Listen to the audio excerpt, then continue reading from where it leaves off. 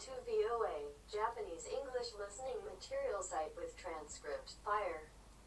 Rocks and tear gas fly in day of battle at Hong Kong University. Riot police and protesters waged a day-long battle at a university in Hong Kong on Sunday. As police fired tear gas in a water cannon at protesters, shooting molotov cocktails, arrows and rocks from the barricaded campus. After overnight clashes outside Polytechnic University, which demonstrators have taken over since last week, confrontations resumed on Sunday morning when protesters were seen throwing bricks at residents trying to clear a blockaded road. As a helicopter hovered overhead, Riot police shot blue-dyed liquid laced with pepper spray at protesters who had formed a front line on a street outside the campus. Protesters on a roof of the university used catapults as well as bows to shoot back at police, striking one officer in the cap with an arrow.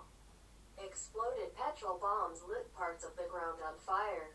After rumors circulated the police had a sonic weapon on hand, officers clarified that a long-range acoustic device (LRAD) had been installed on an armored vehicles but would only be used for broadcasting. Political unrest has escalated dramatically in the last week as anti-government demonstrators have blocked transport links and roads and paralyzed parts of the city. After the Chinese president, Xi Jinping, delivered his first public remarks on the crisis on Thursday in more than 5 months of protests. People's Liberation Army soldiers took to the streets on Saturday to help residents clear blocked roads. Dressed in shorts and t-shirts and holding plastic buckets, the soldiers helped residents clear the protesters' improvised barricades, moved demonstrators described as clearance today, crackdown tomorrow. The Hong Kong government said it had not requested the help, describing the soldiers' excursion as a voluntary activity. On Sunday, Chinese soldiers at a base near Polytechnic University, some of whom were in riot gear, were seen with binoculars monitoring the situation. The Global Times reported that police in Guangzhou were holding counter-terrorism exercises. The smell of tear gas wafted over the university campus, which was turned into a battle station as first aid volunteers tended to injured protesters and others sorted supplies and prepared molotov cocktails. Protesters struck by the water were stripped and hosed down. Protesters have destroyed the toll booths along the tunnel and built barricades on the road, blocking a major traffic artery. Roads leading into the university were strewn with bricks and nails, in an effort to slow police down. Heeding calls, dozens of supporters had arrived and were pulling up more bricks. "I really support them. I've joined every demonstration from the 9th of June to now," said Li, 68, a retired police officer who was helping arrange bricks. "They are boiling the frog alive," he said, referring to China's growing control over Hong Kong.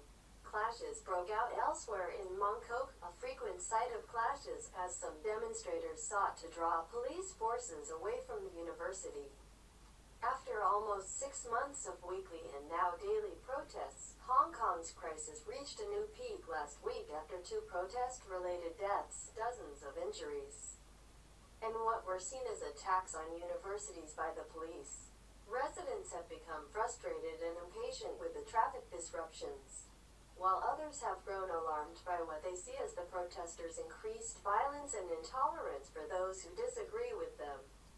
A new Hong Kong extradition law is proposed, which would allow people to be transferred to mainland China for a variety of crimes. Residents fear it could lead to politically motivated extraditions into China's much harsher judicial system. Large public demonstrations start as thousands march in the streets to protest against the extradition bill. Hong Kong's leader, Carrie Lam, introduces concessions to the extradition bill, including limiting the scope of extraditable offenses, but critics say they are not enough. The scale of protests continues to increase as more than 500,000 people take to the streets. Police use rubber bullets and tear gas against the biggest protests Hong Kong has seen for decades.